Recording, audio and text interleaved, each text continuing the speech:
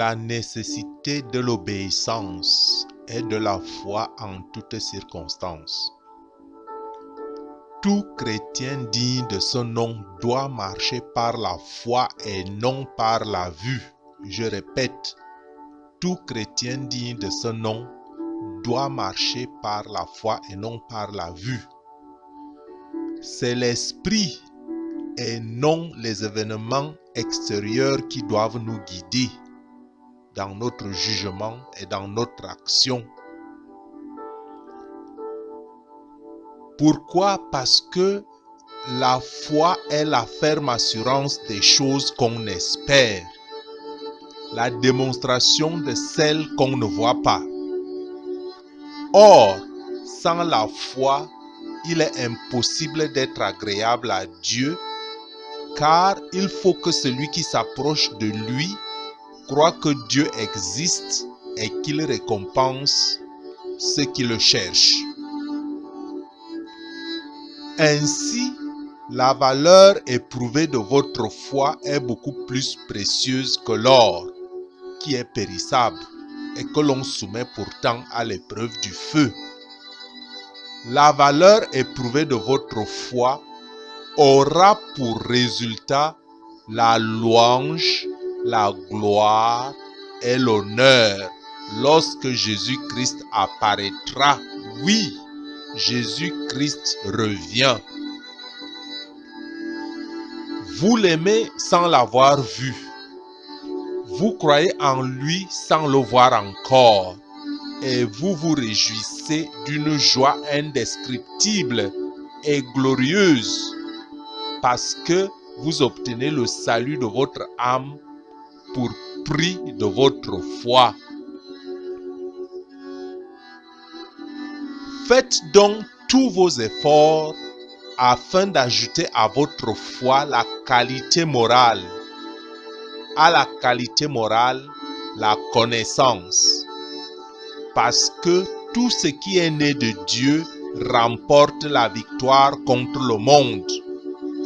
Tout ce qui est né de Dieu remporte la victoire contre le monde. Et la victoire qui a triomphé du monde, c'est votre foi. C'est la grâce qui a été donnée à chacun de vous afin de ne pas avoir une trop haute opinion de vous-même, mais de garder des sentiments modestes. Garder des sentiments modestes, chacun selon la mesure de foi que Dieu lui donne. Soyez donc attentifs à entendre et à écouter, car la foi vient de ce qu'on entend. Et ce qu'on entend vient de la parole de Dieu. La foi vient de ce qu'on entend, et ce qu'on entend vient de la parole de Dieu. C'est de cette manière que nous sommes déclarés justes sur la base de la foi. Et retrouvons la paix avec Dieu par l'intermédiaire de notre Seigneur Jésus-Christ. C'est aussi par son intermédiaire que nous avons accès par la foi à cette grâce, dans laquelle nous tenons ferme et nous plaçons notre fierté dans l'espérance de prendre part à la gloire de Dieu. Ainsi que les apôtres demandèrent au Seigneur de leur donner plus de foi, le Seigneur leur répondit: si vous aviez de la foi comme une graine de moutarde, comme un grain de sénévé, vous diriez à ce mûrier, vous diriez à cette montagne, déracine-toi et plante-toi dans la mer, et elle vous obéirait.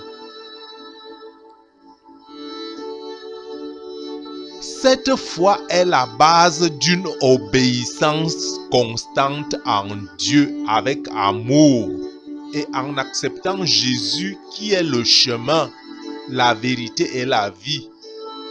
Car nul ne va au Père que par lui. le Messie. Il n'y a de salut en aucun autre. Sous le ciel, aucun autre nom n'a été donné parmi les hommes, par lequel nous devrions être sauvés. Et ceux qui le sont en esprit, attirés en esprit et en vérité, dénués de tout péché, et c'est pourquoi recherchez la paix avec tous et la sanctification sans laquelle personne ne verra le Seigneur. Puisque celui qui vous appelle est saint, vous aussi soyez saints dans toute votre conduite. Selon ce qui est écrit, vous serez saints car je suis saint. Et si vous invoquez comme Père celui qui juge selon l'œuvre de chacun, sans acception de personne, conduisez-vous avec crainte pendant le temps de votre pèlerinage. Bien qu'étant appelés par lui, nous ne pouvons pas pour le moment avoir pleine compréhension de l'amour et de la vérité de Dieu, qui essuiera toute larme de nos yeux. Cet amour qui neutralisera la mort, mais qui est déjà manifesté en celui qu'il nous a envoyé, Jésus-Christ, de qui nous avons la tâche de le connaître et de le faire connaître. Nous avons la tâche de le connaître et de le faire connaître. Car qui le connaît aussi celui qui l'a envoyé. Parce que lui, Jésus, et le Père sont un. Le Père est en lui et lui est dans le Père. Et qui aime Jésus, aime Dieu. Qui haït Jésus sera séparé de Dieu à tout jamais. Qui haït Jésus sera séparé de Dieu à tout jamais. Donc, faites preuve de foi par votre obéissance en Jésus-Christ, par le don de son esprit qui habite en nous et qui est aussi l'esprit de Dieu le Père, lequel est descendu, le même esprit qui est descendu sur les apôtres en forme de langue de feu, leur donnant et accordant à chacun selon la volonté du Père qui est dans les cieux. Parce que eux, les apôtres, étaient parvenus à une foi parfaite et une obéissance parfaite. N'ont-ils pas accepté de mourir pour leur maître après sa mort et sa résurrection? C'est une preuve de confiance parfaite d'accepter de mourir pour quelqu'un qui est déjà mort, bien que ressuscité.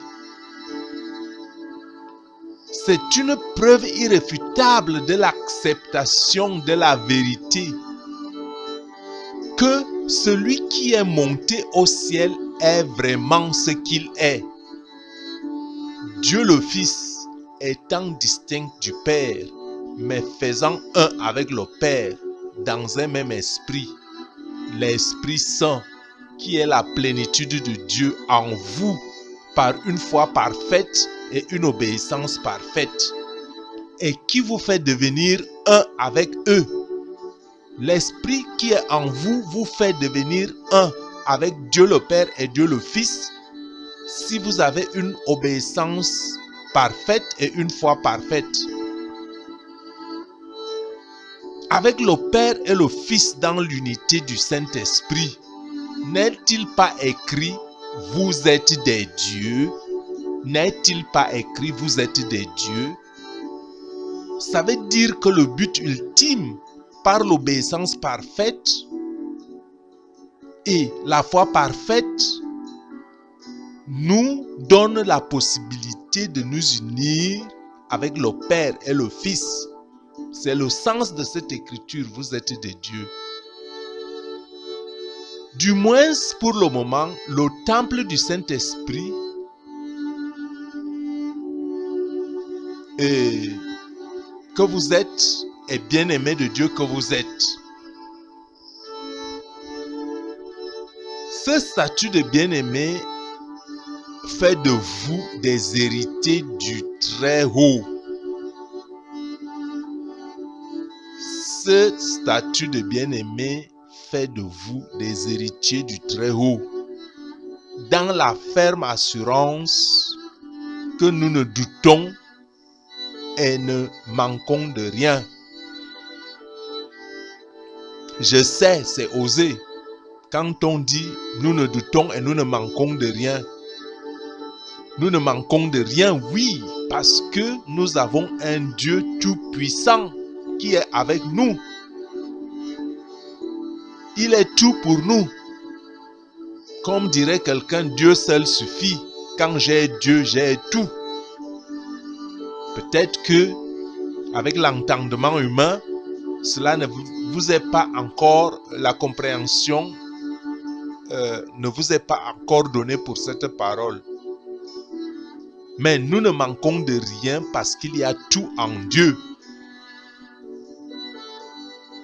N'est-il pas écrit que nous avons auprès de lui cette assurance que si nous demandons quelque chose selon sa volonté, il nous écoute? Nous avons l'assurance que si nous demandons quelque chose selon sa volonté, il nous écoute. Donc nous ne manquons de rien. Parce qu'on n'a pas dit ce que vous pouvez demander. Vous pouvez tout demander. Et cela vous sera accordé. Tout ce que vous demanderez en mon nom, je le ferai. Afin que le Père soit glorifié dans le Fils.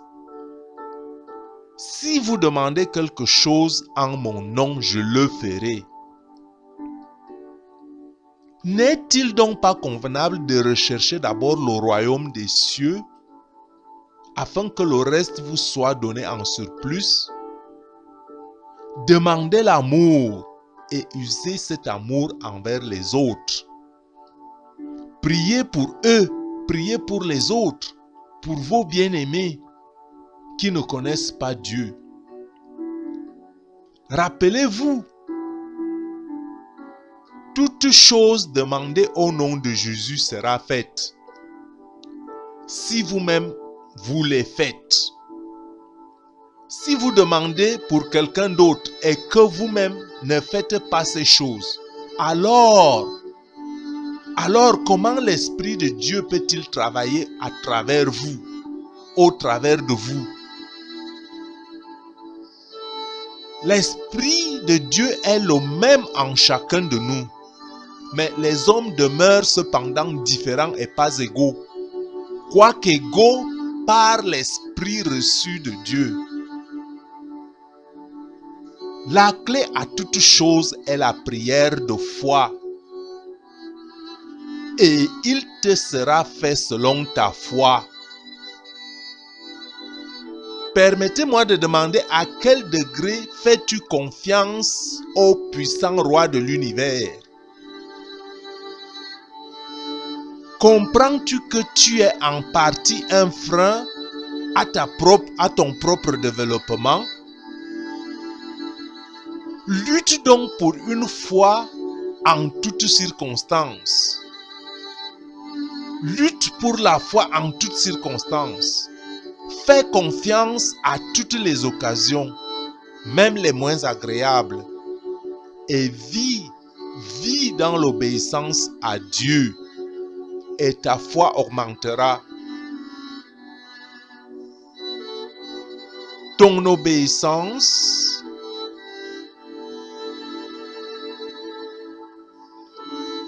et ta foi, c'est un couple, je dirais inséparable. Si tu vis l'obéissance à Dieu, ta foi augmentera. Ta foi augmentera et ta foi augmentera ton obéissance. Et vice-versa, ton obéissance augmentera ta foi. Quand tu obéis, tu augmentes ta foi. Et quand tu as de la foi, tu augmentes ton obéissance. Donc, que ta foi et ton obéissance soient comme un époux et une épouse. Un couple qui se complète. Et par là même,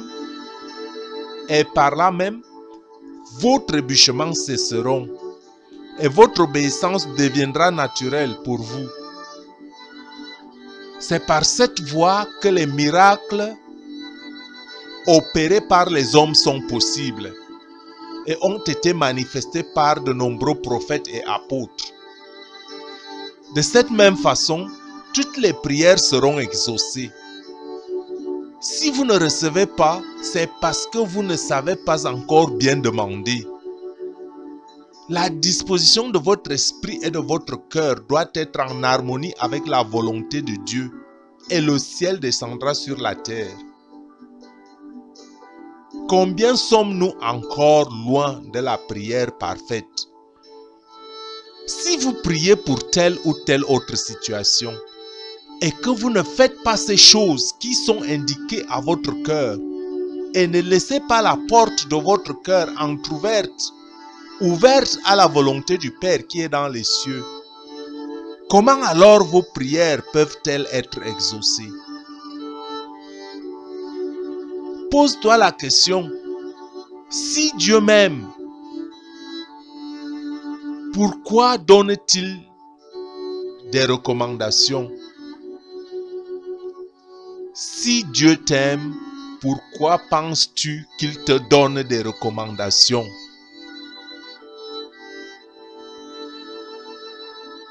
Soyez obéissants, ayez de la foi, parce que Dieu seul suffit.